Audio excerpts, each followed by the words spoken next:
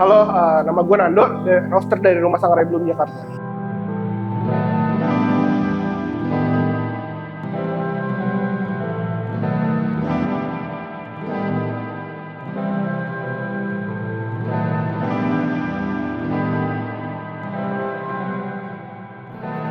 gue terjun ke dunia kopi ya? Gue terjun ke dunia kopi itu sejak dari 2016. Itu awalnya kita dari coffee shop di daerah Cideng.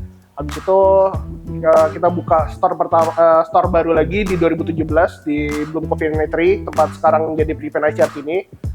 Nah di 2018 kita mulai ngerosting kopi kita sendiri. Jadi after 2 tahun berjalan running coffee shop, akhirnya kita bikin roastery dan sampai sekarang kita jalan. Oke, yang decide bikin kenapa kita mau masuk ke dunia roastery itu adalah kita tuh dulu di 2017 itu sempat kayak kesusahan buat cari supplier. Itu kalau dapet supplier pun kita susah buat dapetin yang sesuai konsistensi yang kita mau. Nah, akhirnya di saat itu kita decide untuk coba belajar roasting. Habis itu kita coba explore lebih dalam lagi dan akhirnya ya sampai sekarang ya tenggelam di dunia roastery kayak sekarang. Yang bikin gue mendalamin dunia roasting banget itu sebenarnya kalau dari gue pribadi, gue seneng sama feedback sama apresiasi yang kita dapetin dari dunia roastery ini. Karena ternyata bukan soal materi doang yang kita dapetin, tapi ternyata tuh kita dapet apresiasi yang positif juga yang bisa kita dapetin dari customer-customer kita. Nah, tapi itu kalau dari segi industri yang bikin kita pengen berlaku lebih itu adalah karena kita pengen bisa kasih impact ke industri juga. Kita pengen terutama gue sendiri, gue pengen bisa ada impact yang dirasain sama banyak pelaku industri kopi di luar, dari kafe, dari kebun, bahkan dari tim teman-teman roastery juga.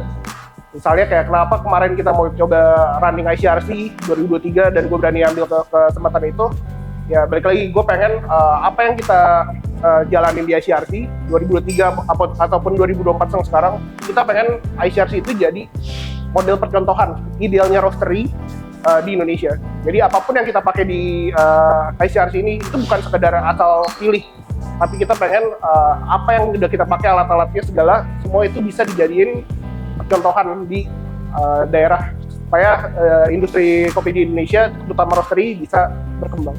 Untuk beans favorit sebenarnya banyak ya.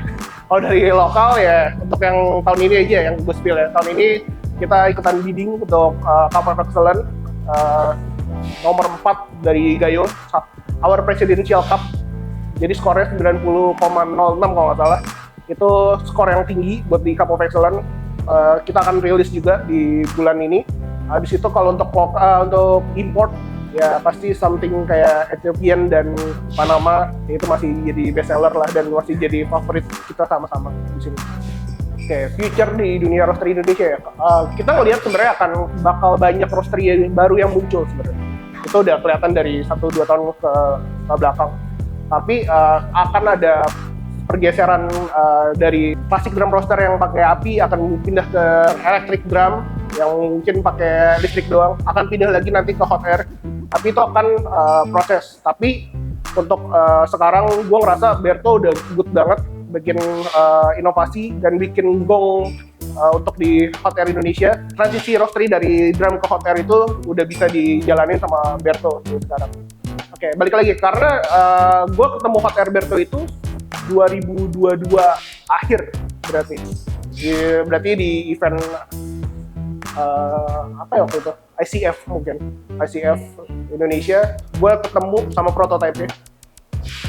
Gue kira itu drum roaster, gue cobain, sebenarnya iseng doang. Gue berawal dari iseng coba. Kalau ingat gue ketemu Marcel, gue iseng coba. 2 kali gue coba, setiap hari gue jadi balik ke bootnya. Gue surprise sama hasilnya sebenarnya waktu itu. Jadi kayak buat gue hot air di tahun itu adalah rasa baru yang gue nggak dapetin di drum. Jadi kayak lu udah sering roast drum, lu sering cupping kopi dari drum roaster, pas cobain hot air, lu kok rasanya beda banget ya? Kok kopi lu bisa jadi kayak gini ya? Itu yang impression pertama yang gue rasain. Habis itu kayak waktu gue mau beli, itu juga banyak pertanyaan dan banyak pressure juga dari orang-orang kayak, lo ngapain ke hot air? Indonesia tuh belum pakai hot air gitu-gitu. Tapi gue believe future-nya akan ke arah sana. Ditambah lagi hot air itu ramah lingkungan sama. udah ada afterburner-nya, dan itu cocok banget buat dipakai di roastery mikro yang ada di perumahan. Jadi nggak akan ganggu tetangga. Nah, itu juga cocok sama spesifikasi di rumah tangga belum ini yang lokasinya di daerah perumahan juga. Oke, ya selain itu juga harganya juga cukup terjangkau di Berto Hot Air 3 kilo ini.